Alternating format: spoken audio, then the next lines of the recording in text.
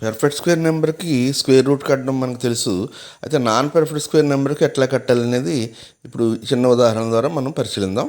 ఒకసారి ఉదాహరణకి √29 తీసుకుంటే దేనికి ఏ పెర్ఫెక్ట్ స్క్వేర్ నెంబర్కి దగ్గరగా ఉంది అంటే 25కి దగ్గరగా ఉంది 29 అనేది. అంటే 29ని 25 + 4గా మనం రాసుకుంటే 25కి రూట్ కడితే 5 అవుతుంది. ప్లస్ మిగిలింది రాసుకుని ఇక్కడ 5 యొక్క డబల్ చేసి కింద వేస్తాం. అంటే 5కి డబల్ చేస్తే 10 అవుతుంది. అంటే 4/10. 4/10 మీన్స్ 0.4 అని. అంటే 5 + 0.4 రాసుకుంటే 5.4 అనేది దీని యొక్క స్క్వేర్ రూట్ అవుతుంది. అలాగే √18కి పరిశీలించినట్టయితే ఇది కూడా సేమ్ √16కి దగ్గరగా ఉంది కాబట్టి 16 ప్లస్ అదనంగా ఉన్నది 2 రాసుకుంటాం.